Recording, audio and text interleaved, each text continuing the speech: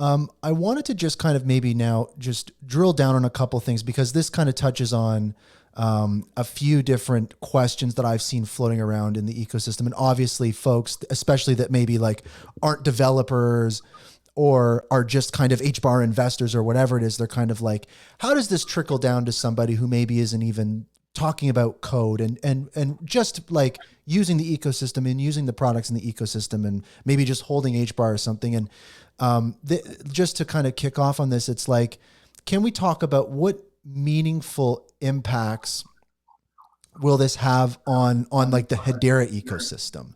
Not just for developers, but kind of a little more broadly, like for like these investors and enthusiasts, like can we extrapolate on that a little bit and kind of talk about what kinds of impacts could this have for folks outside of that developer circle? Yeah. So when I look at what leads to success, what are the essential success criteria that you need for broad adoption of your network, right? There's some basic table stakes, code has to be available, things like that, sure. But then there's kind of two big things. One of them in our case, in the sort of business that we're in, liquidity is a big part of it. Like there's got to be users, there's got to be money. That's important. Neither one of those. The user aspect is something I can have an impact on. The money part, that's somebody else's problem. I can't deal with that. But then there's another aspect of it, which is like the developers. Where are the developers who are building on this stuff? Like where does that all come from? You look at, I don't know, like a PayPal or Starbucks or whoever, a lot of these guys are deploying to some L2 that's over on Ethereum and whatnot, because it's sort of, it's sort of just where people are at. So you've got to be able to bring in all these sorts of people to your network in order to be really successful. And I think that having those public roadmaps, those things that we were just talking about, is actually an essential part of that too. If I'm an enterprise developer, I'm an enterprise architect, I'm sitting, behind over there at Oracle, how do I even know that there's such a thing as Hedera? And when I am evaluating technology, one of the things that I'm going to use to evaluate technology is how many other people are using this thing. There's a very strong herd mentality in engineering, and it's not for no reason. It's because you are about to commit, millions of dollars of R&D to build a solution on top of some library or service. You want to know that that thing's still going to be there 5 years from now. And one of the ways that you de-risk that is by doing the same thing everybody else is doing. Like, well, if everybody else is on this, then at least if I got it wrong, I'm just as wrong as all my competitors, so we're all good. Right? Okay. So I think that, being part of the Linux Foundation, having access to all of these enterprises and all of the developers that are part of that, individual developers, enterprise developers, everybody, being part of that ecosystem, getting more recognition and notice from them, being able to say, we are part of the Linux Foundation. You can trust that this project will be here 5 years from now because we're part of this larger system.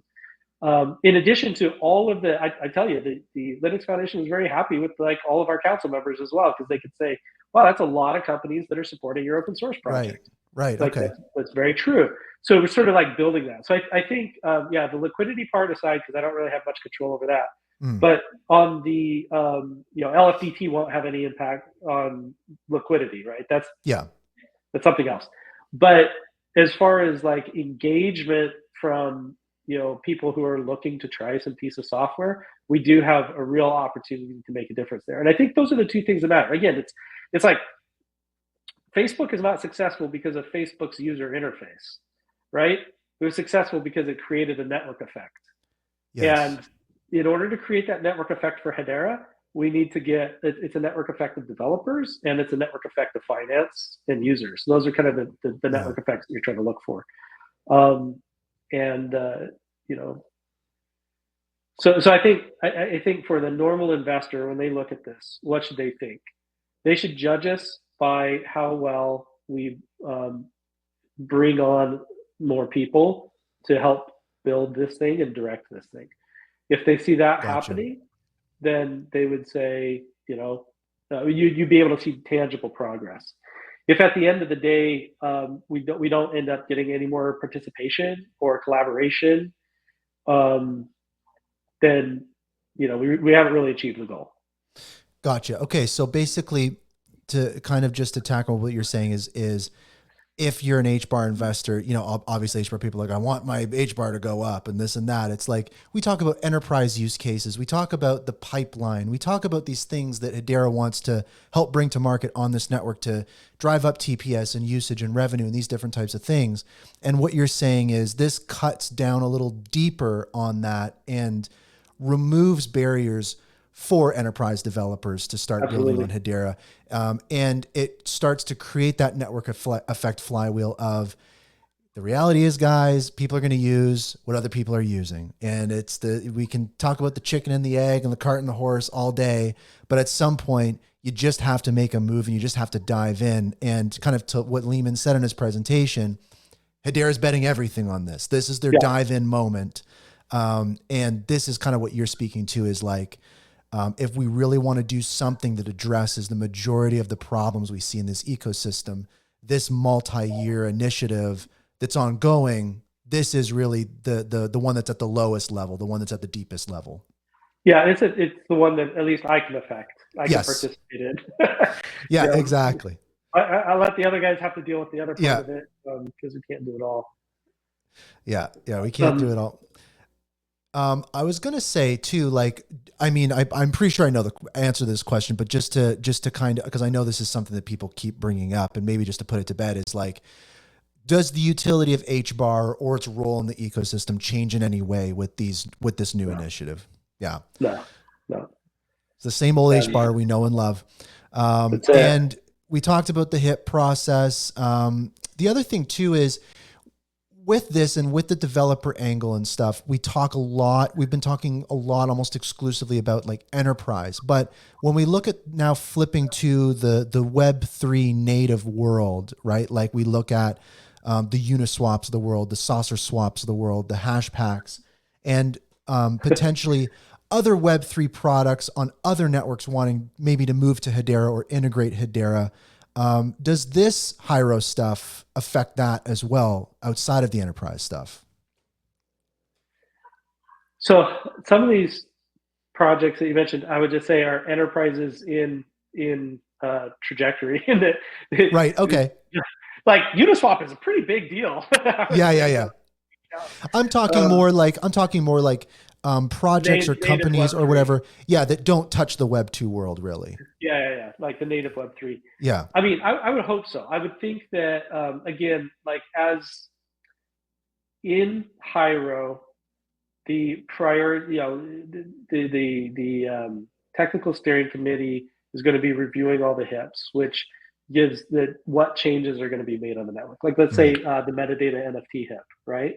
Right. So metadata NFTs, that's great. We can, or there's that one we've already done and implemented, but there's a batch transaction HIP right now that I think we started that one like maybe 2 years ago. If you were a builder, like a Web3 builder, and this was important to you, then this is the place to come. Before it was a little bit tricky. It was like, well, who do I talk to? I could go, I don't have any way to get invited to the Hedera technical committee meetings. So I don't have any way to pitch myself to them directly. And I don't have, it wasn't so direct. Now it's direct. It's like we have a technical steering committees. Those meetings are all public. Everything's public.